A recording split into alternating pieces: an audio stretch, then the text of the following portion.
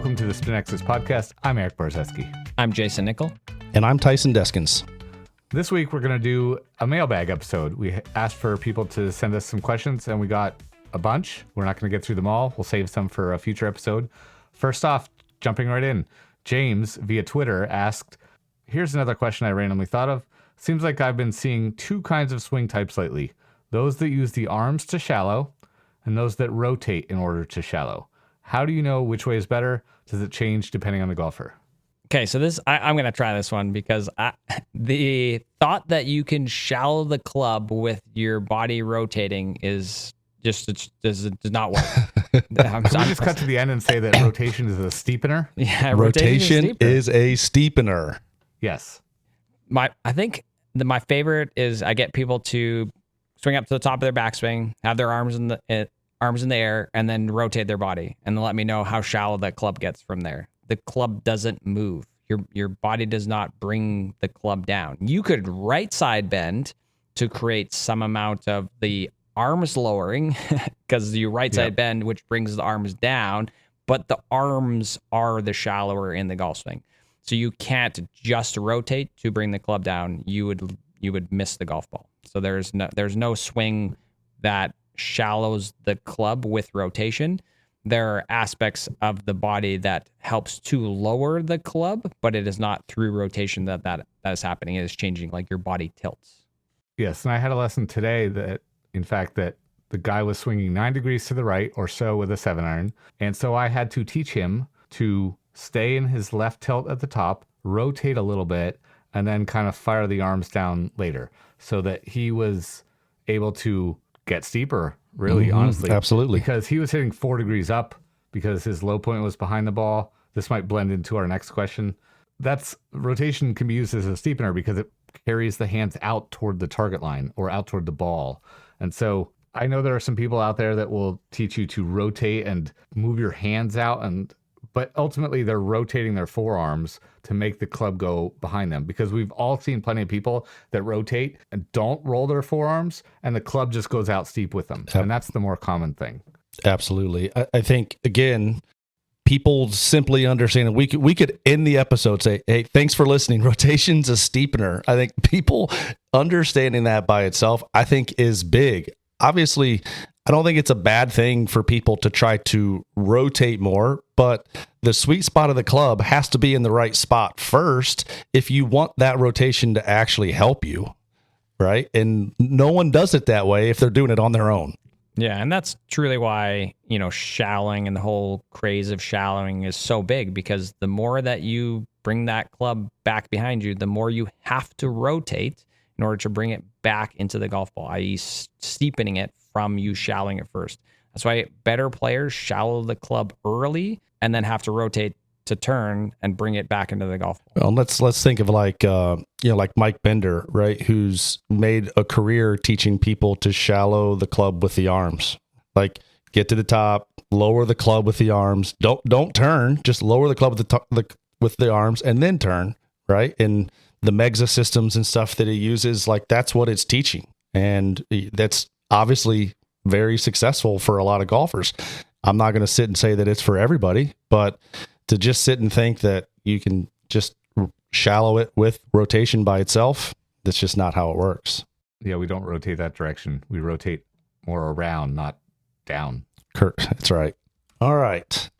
So second question, James via Twitter. I think it's going to be Twitter forever. It's hard for me to call it X, but I'd love to hear about how to compress the ball while having a slightly in-to-out swing. I've recently fixed my swing path, so I can hit a consistent draw, but in doing that, I lost all my compression. For some reason, when trying to come from the inside, I can't take a divot at all.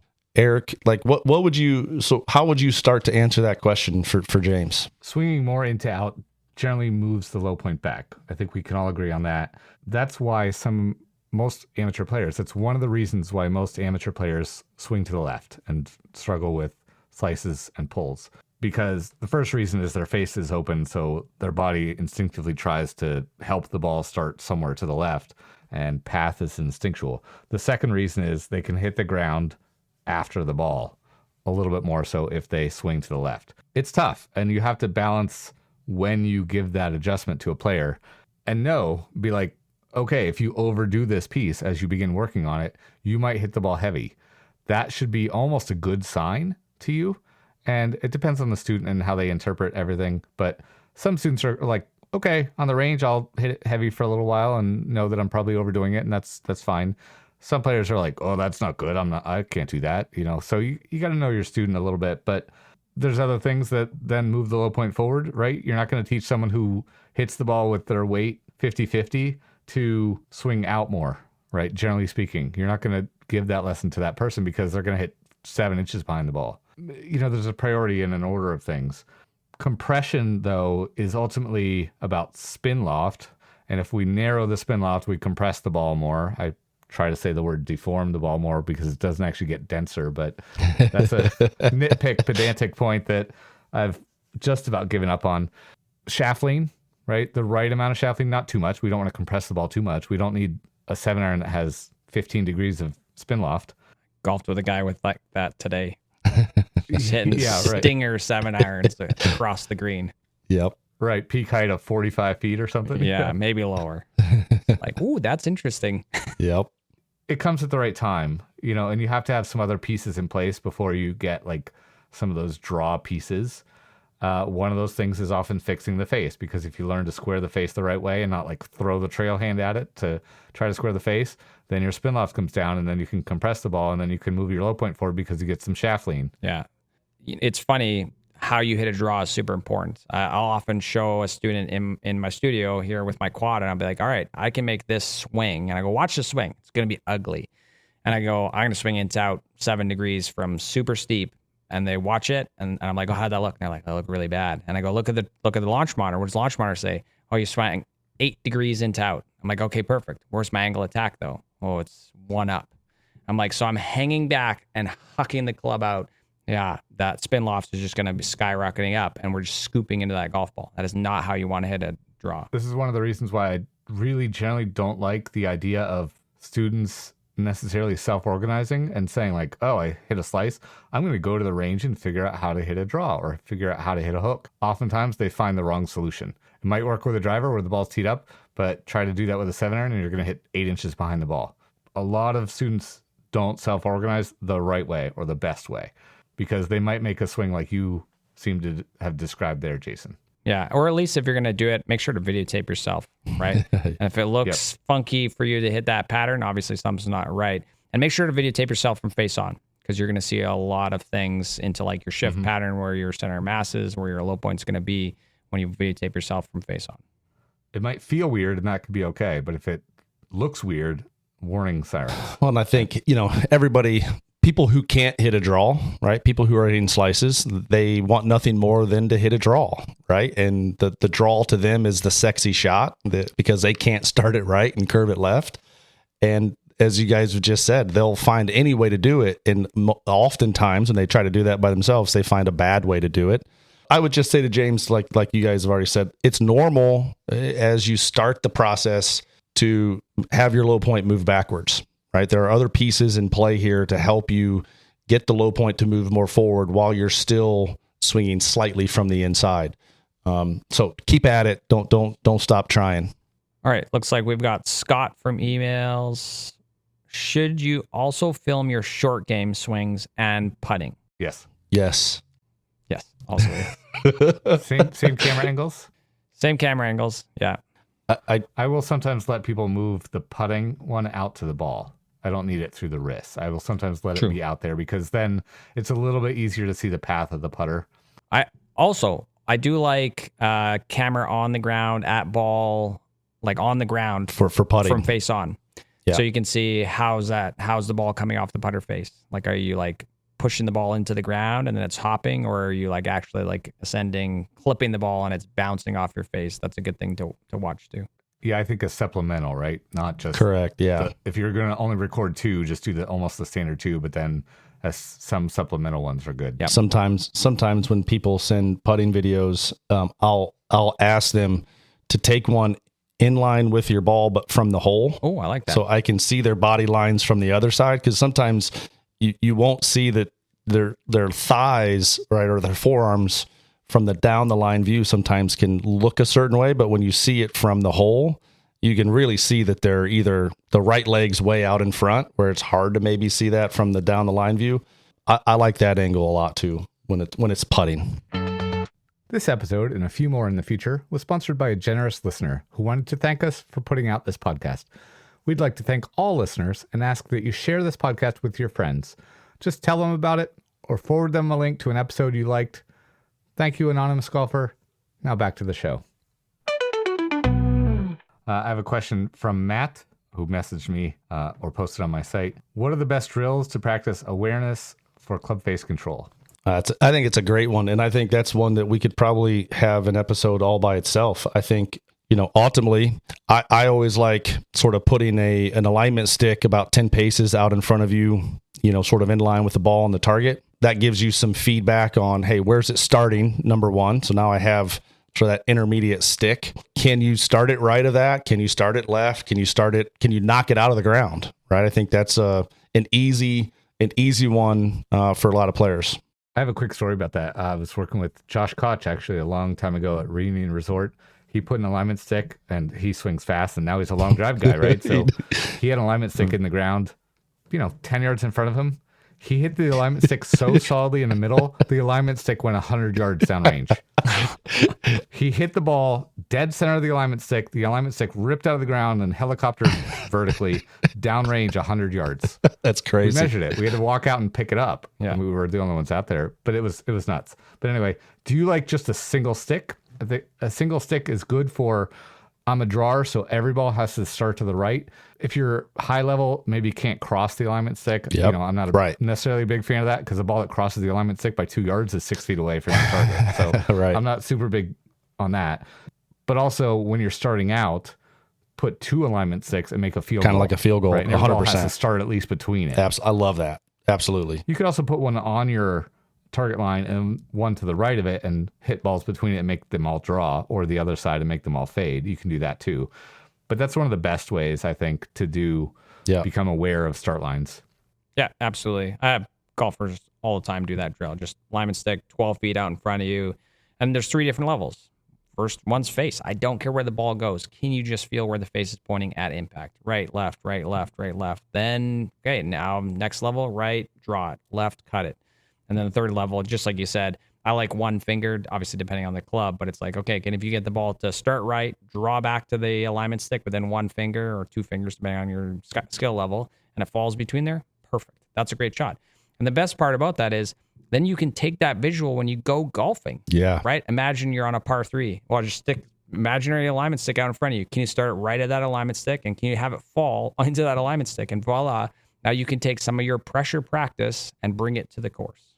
Yeah, we're recording this shortly a couple days after Mike from Chasing Scratch was on, and you gave him the trees picture, and he talked about how one of the 5 things he would have wanted to learn most early on was club face control. And so this is a great thing to do with that. Indoors in my academy, we have traffic cones that people put up against the net, and that's basically their target line, or right of it or left of it. And some of them will create like little field goals with the traffic cones as well. That's a good way to do it too. With my juniors in the winter, often you could just have a buddy do this for you. As soon as you take it back, I will say left, right, or straight. Yep. And they have to have educated hands, right, to go back to a golf machine type term, and make the ball go left, right, or straight-ish. And we'll have a game where the other kids get to try to say left, and then left, and then that's awesome. Left, and then it's like, wait, what's the next one going to be? Yep. But you can see the people try. It's like rock, paper, scissors. They're trying to figure out like, what's going to trick what's the pattern? Yes. Yeah, what's the pattern? What's going to trick them? So that's a good way to do it, because it's just club face control. It's just you feeling like, what do I need to do to make the club face point left, right, or pretty straight? So that's a good drill too. It requires you to have a friend. I think that sort of the last thing I would say about it is like, it takes reps, right? We've talked about this. Like there's a lot of people studying rate of closure and all the stuff, and what they're seeing is there's not a lot of correlation. So it takes a lot of reps and a lot of you holding the finish and feeling what the heck just happened there. So you have this feedback loop of, when I hit it to the right, this is what it felt like. When I hit it to the left, this is what it felt like. And it takes a lot of reps. Yeah, absolutely. All right. So another question here, Steven via email. I'm considering a 3-day golf school with a well-known instructor. What are the pros and cons of doing this? Well, pro, of course, would be you're getting golf lessons. Yeah, that's good. Right? Just- Always Yes. awesome. Yeah. and you're getting to spend 3 days doing something you probably care and love a lot about. Yeah. You care about a lot.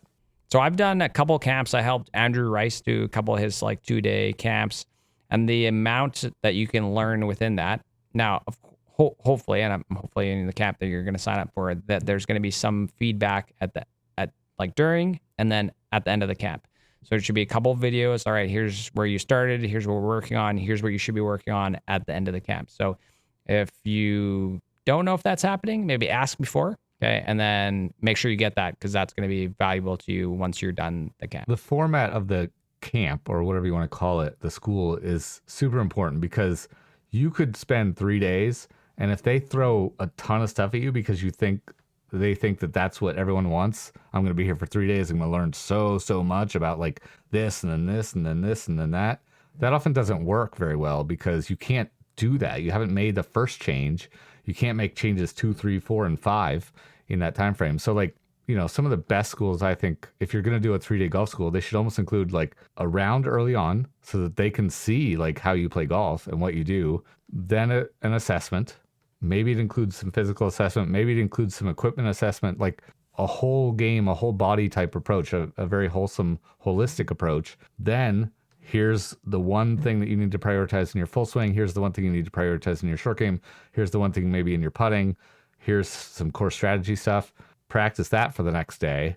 And then maybe 9 holes at the end where you kind of apply a little bit of what you've done. But even then, it's been like a day. So like, it's really tough to apply that stuff immediately on the golf course. I'd be very cautious of camps that don't have a lot of feedback and who say, oh, we're going to cover so much. You can't do so much. You can only do a little bit. 3 days is a long time, but doesn't mean you can do a lot. Yeah. And I think again, going back to, the pros and cons of doing this, I think the pros, as you've already mentioned, it's like, number one, you're doing something you love. You're going to meet an awesome instructor. You're probably traveling to this, so you're going to a place you've probably never been to.